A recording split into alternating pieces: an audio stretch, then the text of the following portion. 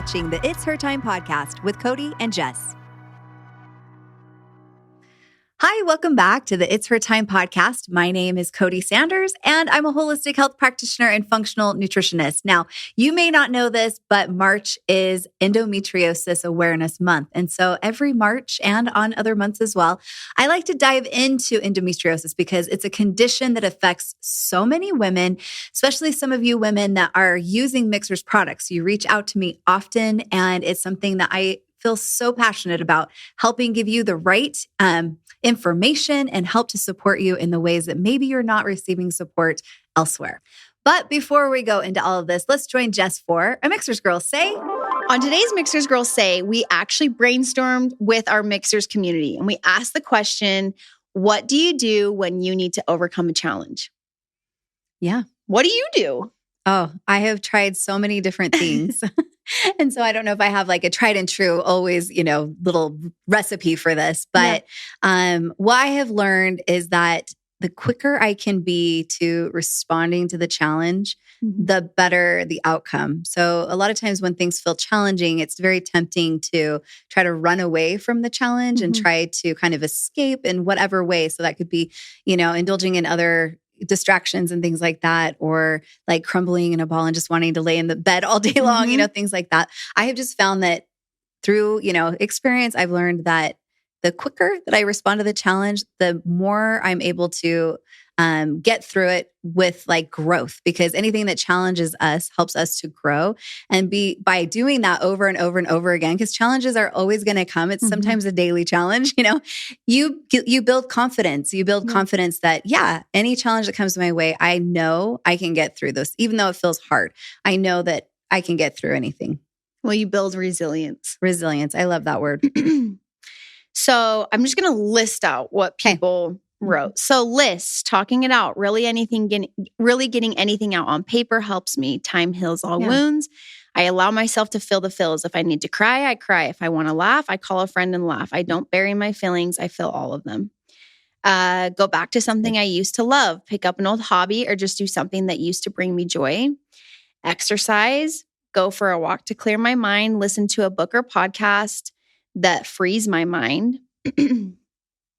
Kind of weird, but I usually try and find some type of sound to listen to. Oh no, that's not great. Weird. That's so I great. love I just turn on meditation music or sound bowl music and look into sound therapy if you're like, what is this woman talking about? It's very powerful and it can have a huge impact on how you feel. Yeah. I love this because it's similar to what you said. I just make myself get up and I have to start by doing my makeup. I think I relate to this where it's not even at all that I won't go out without makeup on. But when I'm in a funk, it's how can I best set myself up to come out of this? It's by okay, I'm going to do the things that at least help me feel the most prepared. You're get myself put together. Yeah. So I love that. That's good. Physically writing down my goals and steps to achieve the goals, telling myself that it's a phase and a stage and I can overcome this. That's good. A self-tan, getting ready for the day, eating better for the day, and prioritizing a workout. Breath work, journaling, all of these are musts for me. I just tell myself to do it, face it, and I'm going to do it with my whole heart. Push myself to be open and talk with others about my feelings so that I can have people to face it with. I love that. All of those are so good, you guys. That was awesome. What do you do? Well, I feel like a lot of those. A lot of these. I do some of that. I do some of this. I do try to prioritize exercise, even if it's not a workout, but just getting outside on a walk. Fresh air. I do try to meditate. I'm not great at I'm it. so proud of you. It's so great. You are. I've come a long you have. way. I know. I relate to listening to sound. I do know the days that I just need to get myself dressed and ready and start fresh. And then also the days where you're like, I just really need to stay home and chill, right? That's been one of the biggest things for me because Me too. I struggled a lot with feeling like I go have to be go, or I'm failing the challenge. Yeah. And then I've learned too that sometimes getting through a challenge is giving myself some time to rest. It's a big part of it. Mm-hmm. That's something I love about working with Cody and with the team that we have here at Mixers is like, yes, we try to achieve large things. We are driven to tackle goals. But we also realize that we are all humans with limits. That's right. And times that one of us is struggling and we reach out and something's come up, or for the day I need to work from home, everyone is so quick to be like, rest up, we love you, disconnect, take a day. Like there's not any of the like shaming of needing a moment. Like it's supportive. Mm-hmm. And I think it's so good. I love that too. Mm-hmm. Anyway, thank you for the input. We love hearing from our community. Hopefully some of these things that women are doing to overcome challenges, maybe some things that you needed to hear today. Remember that you're not alone. And let's get into the episode. Yeah. Mixers is a company made for women by women. Each of our products have been carefully and lovingly crafted to support you in all stages of your life, providing you with the optimal health you deserve. Each ingredient we handpick is 100% all natural, backed by science, and chosen specifically to better your life physically, mentally, and hormonally. Each product empowers your body to take charge of its monthly hormonal shift and flows, empowering you to live life to the fullest. Let Mixers take care of your needs from sunup to sundown, and you take care of the rest. Check us out at mixers.com, MIXHERS. All right, let's get into it. So endometriosis is a common health issue affecting women. 1 in 10 women have it. And I would say that probably 10 out of 10 women have been dismissed by their doctor at some point in their journey, because typically you go to your doctor with signs and symptoms of endometriosis, and the first thing you're told is, oh, here, just take the pill, or here's a painkiller. Periods are meant to be painful, and that's just the way that it is. Well, in this episode, we're going to talk about the symptoms of endometriosis and some strategies to help you get the care that you need. Now, many women go for years struggling because doctors dismiss their symptoms and try to suppress them with medications without getting to the root cause. Sometimes doctors have to use some form of hormonal contraceptive to treat women with symptoms of endometriosis, but that doesn't mean they shouldn't ask why the woman has the symptoms in the first place. So let's just start at the beginning. What is endometriosis? Now, endometrial tissue is normally only found lining the uterus.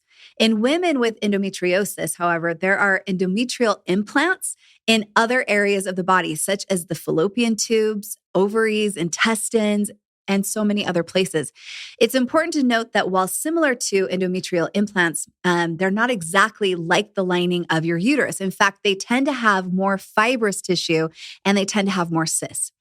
Now, because the endometrium responds to the same hormones that result in your period, these tissues, regardless of where they are in the body, also bleed when you have your period.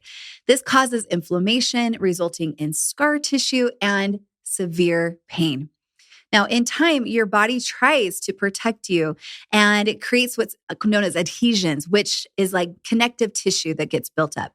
And it begins to form in the reproductive organs like the intestines, the bladder, and other organs like that. Now, these adhesions can cause problems anywhere in the body. Now, endometriosis is both estrogen dependent and it's inflammatory. It can affect women at any stage of life. So let's just quickly kind of go over some of the symptoms of endometriosis. The first one is pain, okay? Now, pain in various forms is the number one symptom women with endometriosis report. Now, endo pain is characterized by the 3 Ps, okay? Painful periods, pain with sex, and pain between periods. So let's talk about painful periods. Now, I'm not just talking about a painful period like so many of us know. Like popping a Midol is just not going to even touch it. Now, endometriosis cramps are debilitating. It causes things like vomiting and like hugging a water bottle, that kind of debilitating. The cramps can last the entire period or even come on before your period begins, which means that some women are having pain for more than 10 days out of the month. Now, let's talk about pain during sex. Now, pain during intercourse can be caused by the adhesions that I was talking about earlier. Like I said before, adhesions can form in the pelvis, but they can also form in other areas of the body. Now, you can feel pain with urination or when you're having a bowel movement. So if you're a woman who has pain with urination or defecation or AKA pooping, it's worth investigating whether you potentially have endometriosis because adhesions can be in the bowels as well. So pain. You can have pain with bowel movements, pain with urination, pain in the abdomen, pain in your lower back, pain in your thighs. Pain can be with periods. Pain can be between periods with endometriosis. Do you ever get menstrual cramps and it radiates down your thighs? Well, that can be a sign of other things, but it may very well be endometriosis. Another sign or symptom of endometriosis is heavy periods. Another possible symptom of endometriosis is having extremely, heavy periods. In fact, in one study, they found that 73% of women with endometriosis reported heavy periods and period pain compared to 20% of women in the control group. The other symptom or sign is difficulty becoming pregnant. Now, endometriosis is estimated to be the cause of 10% or more of infertility cases. So this is a huge problem. When a young woman presents with period pain, doctors usually pass her hormonal birth control, and that's the end of it. There is no discussion about what might be going on or even a mention that it could be endometriosis, which can end up causing problems with fertility if left unmanaged. All right, I want to go through a little endometriosis symptom quiz, okay? So if you're curious if you might have endometriosis, I want you to pay special attention. So let's go through a little quiz to check your symptoms. 1, without pain medication, my period pain prevents me from going about my normal daily activities. Number 2, my period pain can make me nauseous or cause me to vomit. Number 3, I often experience low back or pelvic pain before and during my period that prevents me from going to work, being social, or even doing chores around the house. Number 4, I often have pain with bowel movements, especially before and during my period. 5, I experience pain between my periods that restricts my activities. 6, it is common for me to experience pain with sex. 7, I avoid sex because of pain. 8, I experience pain with urination. Now, if you answered yes to just one or more of these questions, it is time to talk with your doctor. Now, write down your answers and then take these answers to your next doctor's appointment so that you can discuss these key areas and get the answers about your pain. Being an advocate for yourself is so important. There is a well-documented phenomenon known as medical gender bias. We talked a little bit about it a few weeks ago. Mainly, your doctor steps into the room with assumptions about you, your health, and your symptoms. So if you are a doctor, I'm not bagging on you, I promise, but there is research showing that women are more likely to have their pain dismissed and to receive inadequate treatment. They actually don't get treated correctly based solely on the fact that they're a woman. Now, it is 2024, and how is this still a thing? We got to make sure that this changes, and knowledge is power. It's therefore essential that you advocate for yourself. If you think that something's not normal, you're the only person who lives in your body, which means that you're the only one that has a barometer on what is actually normal for you. All right, now, I know you guys have heard me say this a lot. Period pain may be common, but it's not normal. It's also important for us all to recognize that when people see a doctor, they're usually sick and they have symptoms. So doctors are hearing daily from women with terribly painful periods, painful pooping, painful urination, painful intercourse, all of those things. And that can lead to the doctor to say, that therefore it's all normal because he or she is hearing it all the time. But it's not normal. It's just common. Some women are given antidepressants or anti-anxiety medication, and they're sent to a counselor only to be told that they are being high maintenance, hypochondriac, or hysterical. Yes, that word, despite its origin, still gets thrown around in medicine. But I am here to tell you that it's not in your head. You're not hysterical.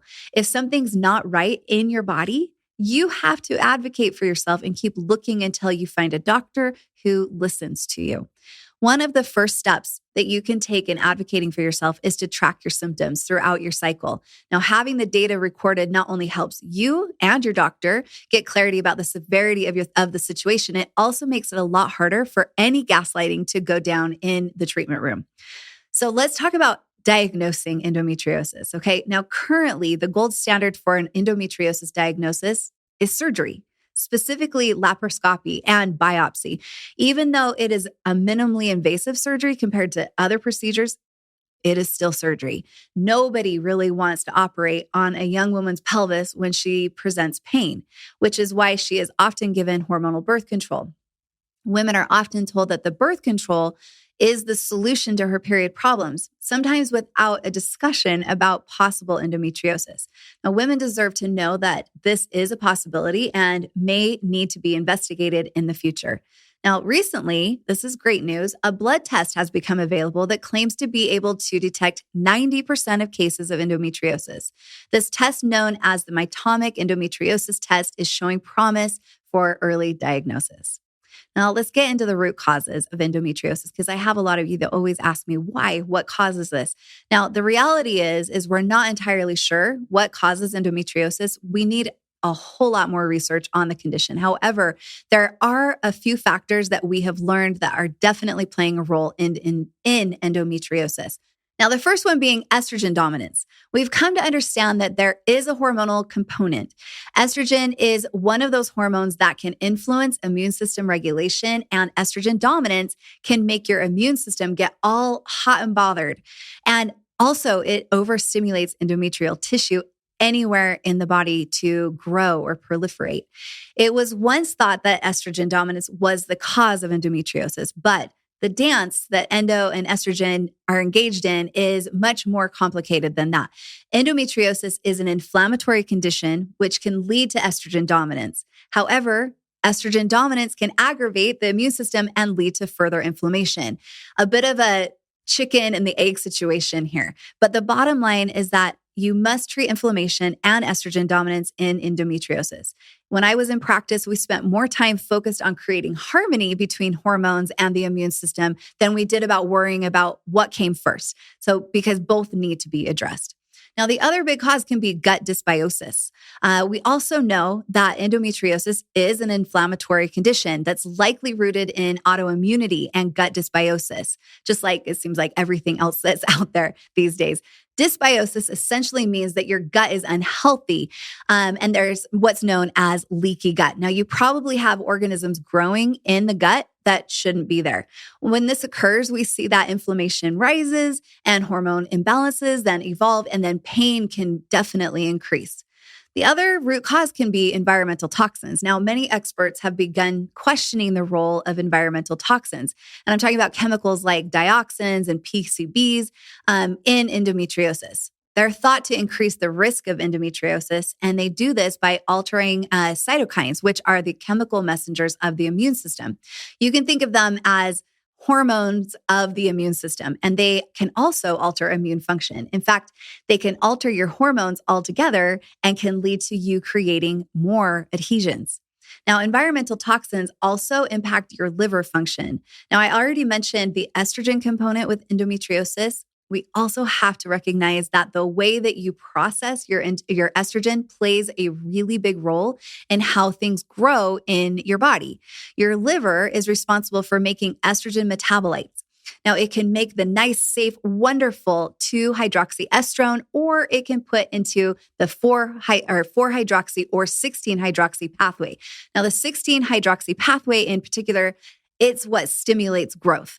It's entirely possible that on your blood work, it looks like you have low estrogen, but in reality, when we test metabolites using something like a Dutch test, we can see that you're making the wrong kind of metabolites, and that is stimulating growth. So if environmental toxins are bogging down your liver, then we're going to see issues in terms of your estrogen just in general.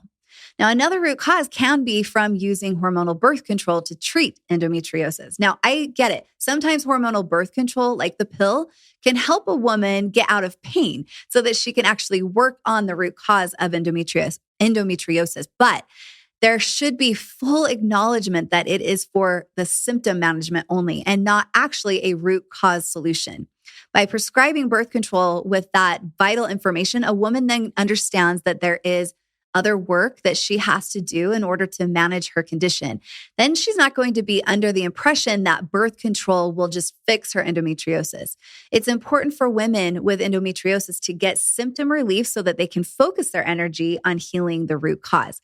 Working towards healing takes a lot of energy. And if birth control helps you to control your pain, then you'll have energy to do the root cause work of eating well and moving your body. When you're writhing in pain, then that's not going to help you to get to the root cause and do all of the work that's necessary to get done. Now, let's get into how we can treat endometriosis without birth control, okay? Because it is possible to treat endometriosis without birth control and to live a joyful life. I've helped many women eliminate pain and to help them increase their energy and improve their periods without birth control. But it does take a holistic approach, using things like nutritional therapy through diet and proper supplementation, like with Her Time Extra Strength, as well as lifestyle modifications. And depending on your individual factors and your disease progression, it takes time. We have to remember that. It takes time to achieve all of this. Now, some of the best treatments for endometriosis, and all other chronic diseases for that matter, is that you have to take a multifactorial approach. It isn't simply a matter of changing your diet and then just boom, your endometriosis is healed. You need really to have like a whole healthcare plan and a whole healthcare team around you. Now, I would recommend, in addition to having a naturopathic physician or a functional medicine doctor working with you on the root cause of your endometriosis, I would also look out some of these other types of providers that sometimes we don't always think of, because they can help you work on other areas of your life. And obviously, the list that I'm going to give you is no way exhaustive, but it gives you a sense of the kind of providers that are out there that can really help. So the first one I'm going to recommend is a mental and emotional support. So somebody like having a counselor or somebody who's supporting your mental and emotional health is absolutely a must. Now, women with chronic pain tend to be at higher risk for depression and for anxiety. If you can't even poop without being in pain, and we have to poop daily to get estrogen out, that's going to weigh on your psychological health for sure. Now, additionally, we know the thoughts we think have a big impact on our health, including inflammation. It's important to have support in this area of our health. It's not something to just push aside. Now, another recommendation is to seek out somebody like me who's a certified functional nutritionist practitioner, or you could find somebody that's a registered dietitian. Now, you're likely going to need a diet upgrade when you're dealing with endometriosis. So working with a certified functional nutritionist practitioner or a registered dietitian can help you take the necessary steps to create a diet that lowers inflammation and then also helps to improve your hormones. They make a wonderful adjunctive provider to help support you on your journey. Now, another one that you maybe wouldn't think is a necessity, but I always highly recommend it, is a massage therapist or even like a physical therapist and some personal trainers that have the right type of training. Now, the reason is, this isn't just a luxury, but the reason is that a massage therapist who can work on those adhesions that we talked about is so beneficial, because when you are in pain, the body will actually start shifting and changing in a way that it's thinking is safeguarding you against your pain. So having a massage therapist or a physical therapist or a personal trainer can be highly beneficial to your overall health, because they can help you address these needs. Now, the other thing that's very important is to find a specialized surgeon. Now, some women with endometriosis need to have surgery. There's absolutely no shame in that whatsoever. You want to do whatever you can to feel amazing in your body, whether that is using hormonal birth control temporarily, or it's getting surgery done, or making sure that you have some other support networks in your life. Whatever it takes for you to feel whole in your body and to be able to enjoy your life, then more power to you. But even if you're not planning surgery now, you want to spend some time investigating a surgeon and finding somebody that you can partner with. So if it does come down to surgery, you have already formed a relationship, making the process more seamless. Now, like we talked about, laparoscopy is the gold standard for endometriosis diagnosis. Now, having the diagnostic surgery with a surgeon who specializes in endometriosis can help you get the diagnosis and you can have treatment at the same time. Now, excision surgery, where the lesions are just removed, may help eliminate symptoms like pain. You can use nutrition, lifestyle, supplement, and medication therapies in conjunction with surgery. And you'll find many of the nutrition recommendations that I'm going to get into soon can also help with your post-operation recovery. So let's talk about endometriosis and how you can manage your pain. Okay. Now, while getting out of pain initially is not generally a root cause solution, it is a very necessary part of the healing process. I'm all about trying to make you feel better as soon as possible, while we also work on the root cause. Now, I want to share a list of remedies that can help reduce pain associated with endometriosis and that can address root cause issues associated with endometriosis. Now, by employing natural therapies, you may be able to reduce or eliminate the need for medications like NSAIDs and other pain relievers. Now, if you didn't know already, you really want to avoid NSAIDs if you are dealing with hormonal imbalance. And obviously, endometriosis is a severe hormonal imbalance condition. Now, NSAIDs are basically your over-the-counter pain relievers, things like ibuprofen and Tylenol and things like that. Another way that you can help with this pain naturally is to supplement with melatonin.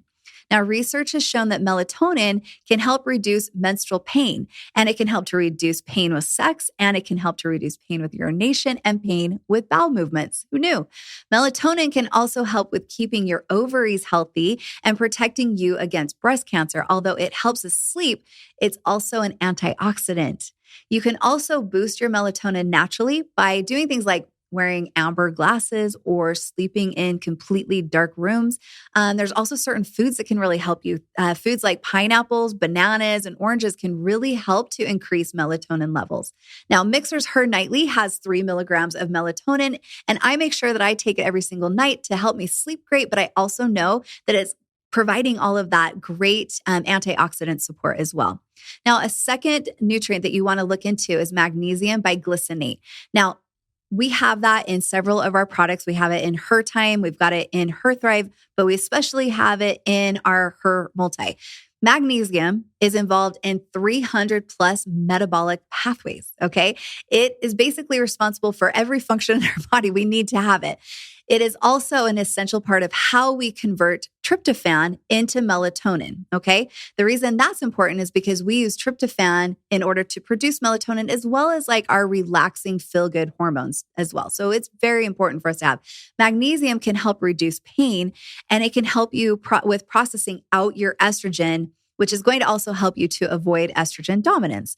Now, why? Because what it does is it helps to lower your prostaglandins. Now, what are prostaglandins? Those are the hormone-like substances that cause your cramping, okay? They cause that cramping contraction, which can be severe and very debilitating, especially if you have endometriosis.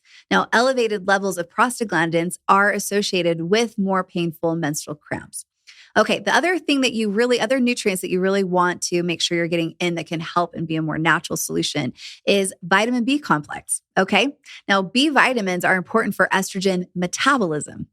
They also are necessary for liver detoxification and for hormone production. Now, B5 specifically helps support our adrenal glands so that they can produce inflammation-lowering cortisol. And B6 is essential for progesterone production, which keeps our estrogen in check. So to create melatonin, you need B6.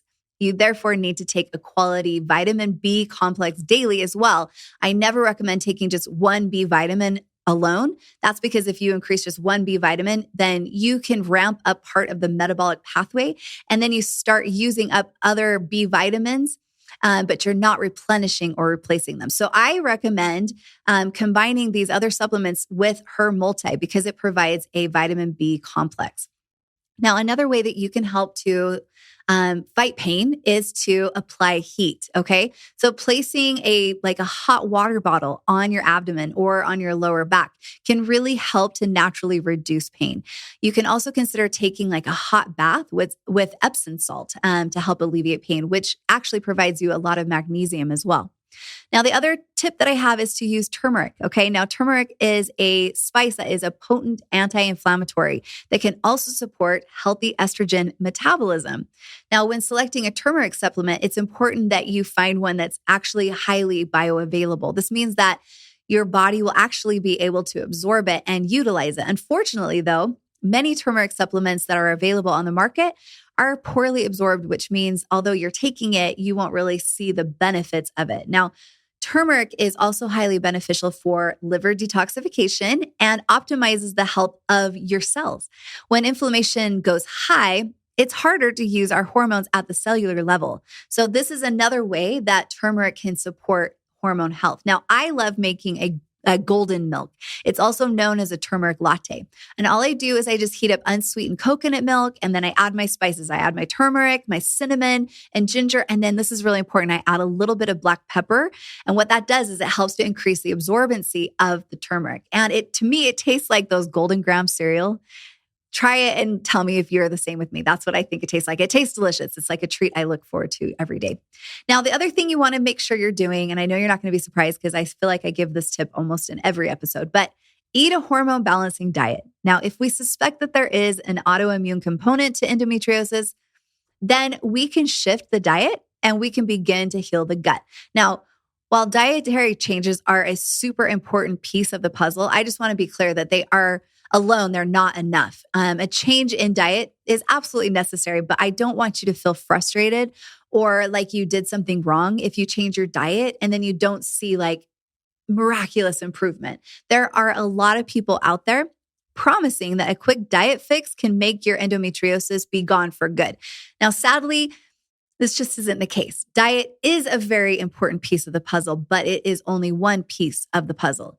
Now, endometriosis, like we've talked about, has an inflammatory component. And so I generally recommend eliminating key inflammatory foods initially, not forever. So I talk about eliminating foods like gluten and dairy and soy because these have been shown to be very helpful for many endometriosis patients. Now, does that mean that you can never eat cheese again? No, it's not what I'm saying, but you have to test what is true for your body by eliminating it temporarily. I'm also going to be real with you here because I don't like to focus on taking out foods. Instead, the better way to do this is to focus on how we can build our nutrient-dense diets, okay? By consuming as many nutrient-dense foods as possible. We basically crowd out the foods that aren't serving us and we bring in more that are serving us. So another way to do this is just try your best to increase your daily vegetables. You also need to eat as many greens as possible every single day. You know what the goal is actually? I don't know if people are actually doing this. And if you are, way to go. We should be getting 6 to 9 servings of vegetables a day. Now, it might sound crazy because that's a lot of vegetables, but I just say start small. Even if you just add 1 serving of vegetables to your diet every single day for a week, and then the next week, you just add an additional serving until you get to that's closer to the 6 to 9 servings of vegetables a day, then you're doing an amazing job. Starting small increases your chances of making changes that will actually stick. Very few people are successful with making dietary changes when they just change everything overnight. So be gentle with yourself and always remind yourself of why you're doing this. The other thing that's really important that you want to make sure you're doing is you want to make sure that you're supporting your gut health. Okay. Now, while we eliminated potentially aggravating foods, what we would do in my practice is we'd also get to work with healing the gut. Now, I recommend using a high quality probiotic, like what is in Her Digest. But also, I encourage you eating more foods like garlic and onions and cruciferous vegetables and fermented foods.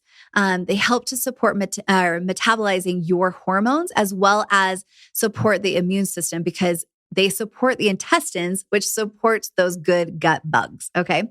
The other thing is you want to make sure you really lev up on your adrenal glands, okay? It's a must. Your adrenal glands produce cortisol, which helps to lower inflammation. And in addition, they help with energy, moods, and so much more. However, in HPA dysregulation, also known as adrenal fatigue, the brain can signal to your glands to produce cortisol at the expense of producing progesterone, which can lead to estrogen dominance and then more period problems. So now, as we've discussed already, supporting estrogen elimination and boosting your adrenal function and ensuring a healthy gut is essential to any period problem, with endo being no exception.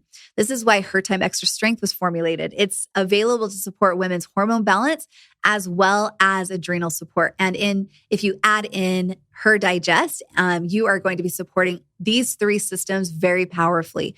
When using this combination, I found that women have much better outcomes in a shorter period of time. Now, I know a lot of you have asked me questions. How long should it take before I feel better? I just want to say, remember that healing takes time, and patience is probably the hardest part of healing from a chronic condition. Now, a good way to gauge how long it will take is to look at how long you've been experiencing symptoms. Let's say you've had symptoms for 12 years. We can probably expect about 12 months of you really dialing in your diet, your lifestyle, and your supplements, the whole works, to start seeing a resolution of what is going on. Now, does that mean that it will take you 12 months to feel better? Absolutely not. But it's a good mindset practice to be realistic about what it takes to heal the body naturally, because it's not like using a pharmaceutical quick Band-Aid approach, okay? A pharmaceutical basically makes your body submit. But if you're using natural therapies, you're working with your body. So you'll have to start working with your intuition as well to know when it's time to rest and when it's time to change things up. It's a lot of responsibility, but I also want to point out that it is tremendously empowering. All right. Well, let's wrap up this episode. I hope that this was helpful. Please let me know by leaving a comment below this video. If you are listening on any of your favorite podcast platforms, you can leave us a rating and review, and I read those all the time. And please, you can share this episode with the girl in your life that will benefit most from this episode, because as you know, sharing is caring. I want to say thank you so much to each and every single one of you guys for tuning in every single week. I hope that you can join us again next week. I have another incredible expert that's joining me as my guest, and you will definitely want to hear what she has to share. Until next week, I hope you have a very happy and healthy week. Bye.